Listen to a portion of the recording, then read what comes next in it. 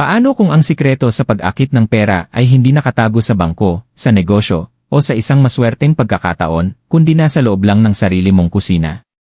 May isang maliit na pampalasa, simple at karaniwan, na tahimik na ginagamit noon sa mga lumang tahanang Pilipino upang gisingin ang daloy ng pananalapi.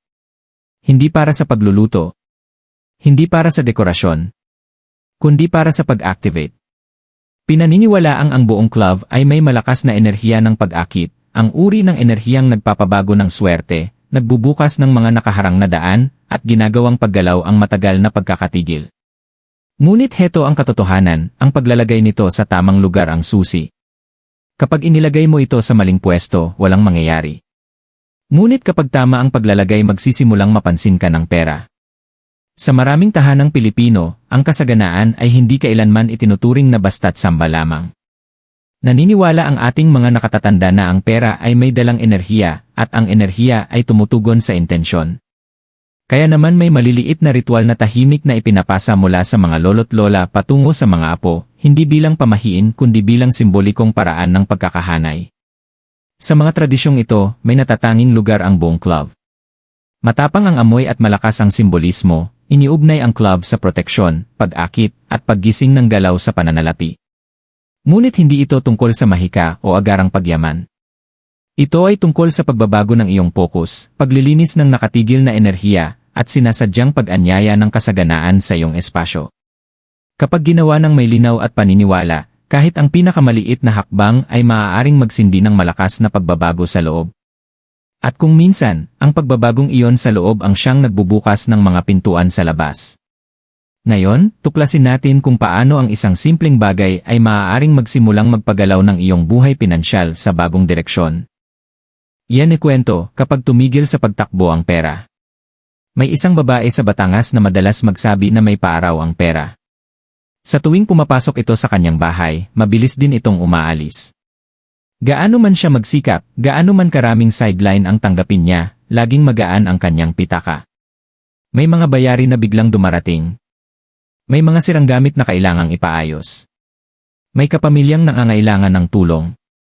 Para bang may allergy ang kasaganaan sa pananatili.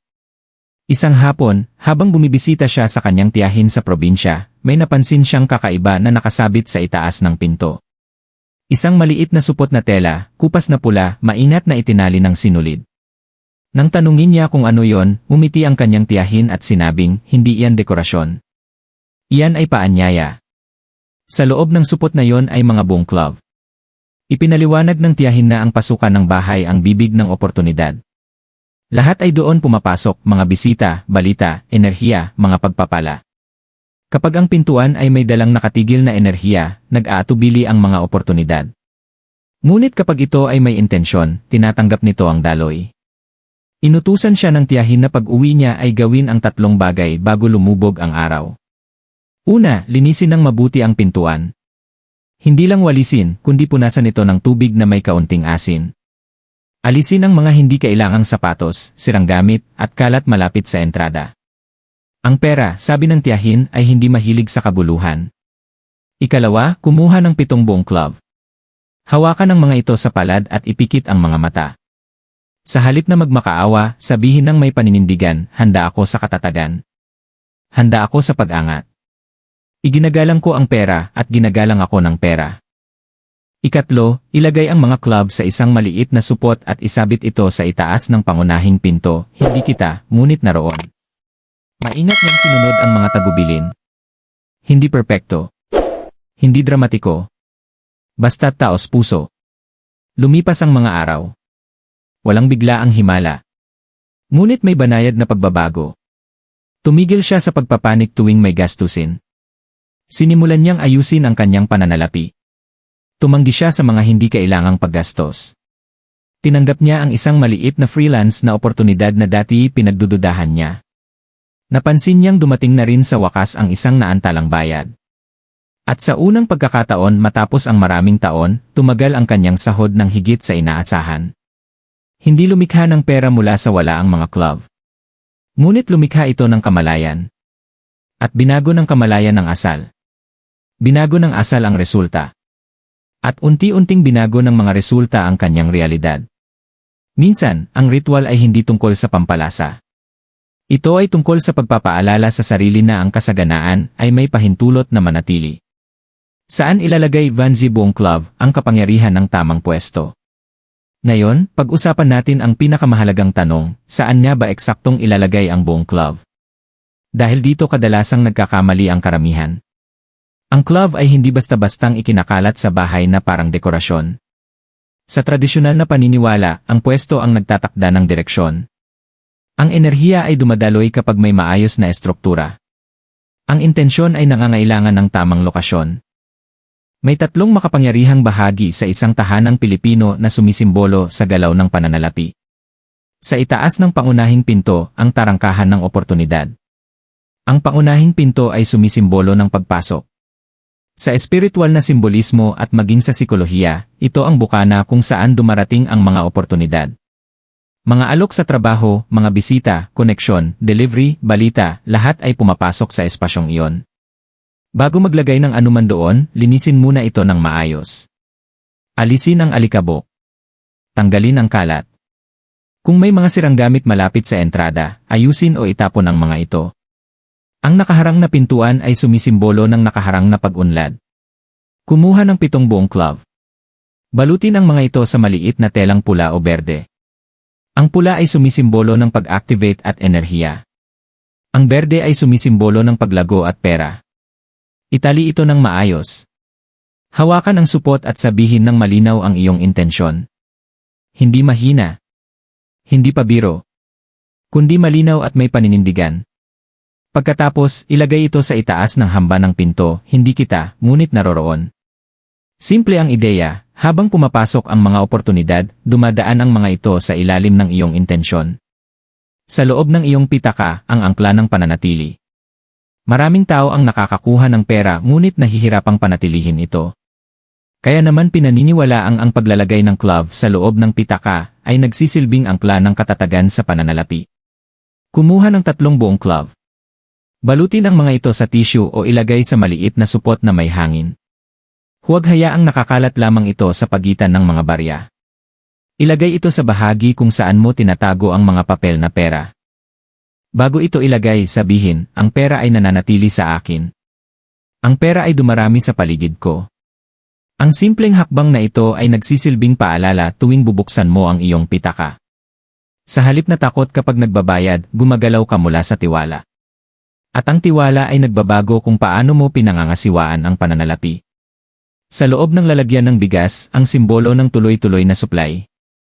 Sa kulturang Pilipino, ang bigas ay buhay.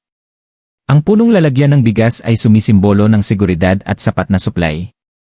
Ang paglalagay ng 5 buong clove sa maliit na supot at maingat na pagbaon nito sa loob ng lalagyan ng bigas ay kumakatawan sa tahanang hindi naubusan. Ngunit tandaan ito, huwag kailanman ilagay ang clove na direktang nakahalo sa bigas. Laging ilagay ito sa supot. Habang isinasara mo ang takip, isipin ang inyong tahanan na laging may sapat, hindi lamang pagkain, kundi pati pinansyal na pangangailangan.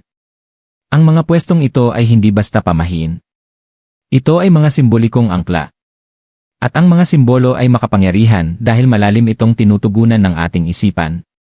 Bakit hindi gumagana ang nakatagong pagbabago sa likod ng ritual? Ngayon, sandali tayong huminto at itanong ang tapat na tanong. Ang paglalagay ba ng buong clove sa ilang bahagi ng bahay ay mahiwagang magpiprint ng pera? Hindi. Ngunit narito ang tunay nitong ginagawa at dito nakatago ang totoong kapangyarihan. Mas malalim tumugon ang tao sa mga simbolo kaysa sa inaakala natin. Lalo na sa kulturang Pilipino, ang simbolismo ay nakahabi sa ating pang-araw-araw na buhay. Nagsusuot tayo ng partikular na kulay para sa swerte. Naghahanda tayo ng espesyal na pagkain tuwing may pagdiriwang. Iniiwasan nating magwalis sa gabi dahil sabi ng matatanda, itinataboy nito ang mga biyaya. Maaaring hindi natin lubos na uunawaan ang lohika, ngunit ang mga gawaing ito ay nakaapekto sa ating isipan. At ang isipan ang humuhubog sa kilos. Kapag sinadya mong linisin ang iyong pintuan, hindi ka lang nag-aalis ng alikabok. Sinasabihan mo ang sarili mo na handa ka na sa mga bagong oportunidad. Kapag hinawakan mo ang mga clove at binigkas ng malakas ang kasaganaan, pinuputol mo ang lumang paniniwala ng kakulangan at pinapalitan ito ng pag-asa at inaasahan. Ang inaasahang iyon ang nagbabago sa iyong galaw. Ang taong naniniwalang laging nawawala ang pera ay kikilos ng pabaya, balisa, o padalos-dalos. Ngunit ang taong naniniwalang ang pera ay dumadaloy patungo sa kanya ay iba ang asal. Nagiging mapagmatsyag siya sa mga oportunidad. Mas maayos siyang makipag-usap at makipagkasundo. Napapansin niya ang mga posibleng dagdag kita. Mas sinasadya niyang mag-ipon. Ang ritual ay isang psikolohikal na gatilyo. Ang clove mismo ay may matapang at mainit na amoy, halos matalas. Ang pang-amoy ay direktang konektado sa alaala at emosyon sa ating utak. Sa tuwing maaamoy mo ito habang binubuksan ang iyong pitaka o dumadaan sa iyong pintuan, pinapaalalahanan ang iyong isipan sa deklarasyon mo, ang pera ay dumadaloy patungo sa akin. Ang paalalang iyon ay nagpapatibay ng paniniwala. Ang paniniwala ay nakaapekto sa desisyon. Ang desisyon ay nakaapekto sa kita.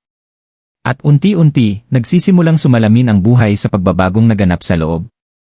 May isa pang mas malalim na antas ito, ang focus. Karamihan sa mga tao ay araw-araw nakatuon sa kakulangan, mga bayarin, utang, gastusin, problema. Kapag palaging nasa kakapusan ang iyong atensyon, bumibigat ang iyong emosyon. At kapag mabigat ang emosyon, nababawasan ang motibasyon. Kapag kulang ang motibasyon, kumukonti ang kilos. Ngunit kapag nagsagawa ka ng ritual na nakasentro sa kasaganaan, nagbabago ang iyong focus mula sa kakulangan patungo sa posibilidad.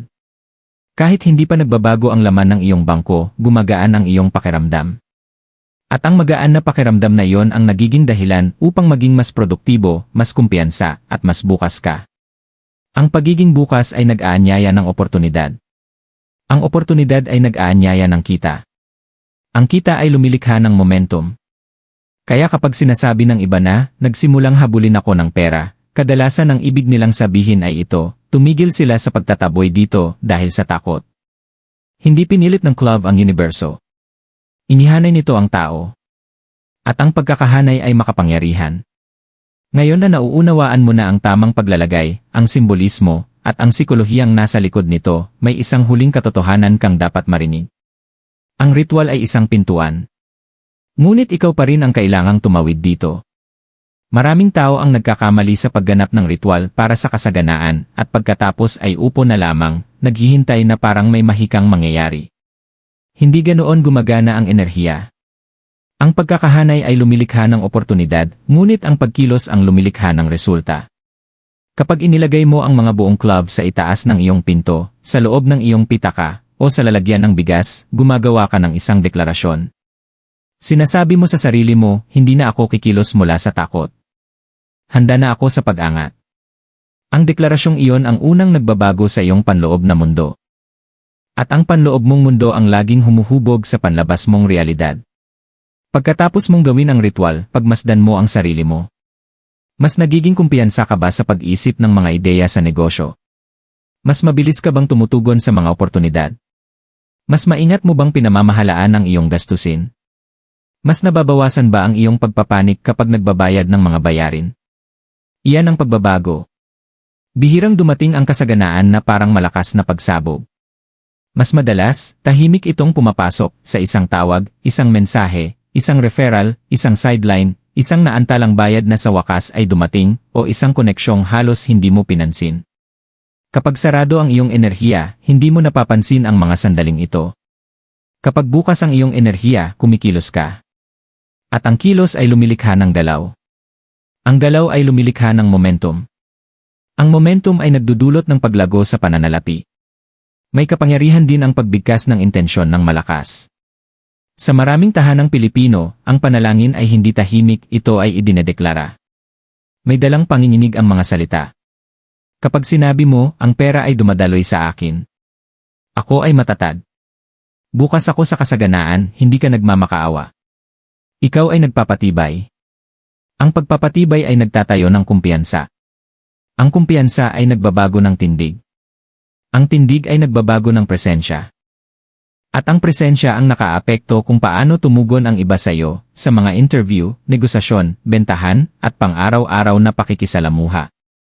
Bigla kang nagmumukhang mas may kakayahan. Mas tiyak. Mas mapagkakatiwalaan. At sinusundan ng pera ang kumpiyansa. Kaya kapag inilagay mo ang buong club dito, unawain mo kung ano talaga ang iyong ginagawa. Nililinis mo ang iyong entrada. Ina-activate mo ang iyong intensyon. Inaangkla mo ang iyong paniniwala. Pinipili mo ang pagkakahanay kaysa sa pagkabalisa. Ang club ay simbolo lamang. Ngunit ang tunay na magnet ay ikaw. Ngayong gabi, tingnan mo ang iyong espasyo. Linisin mo ito. Hawakan mo ang mga club. Magsalita ka ng malinaw. Ilagay mo ang mga ito ng may layunin. Pagkatapos, humakbang ka ng may tapang. Itigil mo ang paghabol sa pera ng desperado. Simulan mong kumilos ng may inaasahan. At pagmasdan mo kung paano magbabago ang tugon ng buhay sa'yo.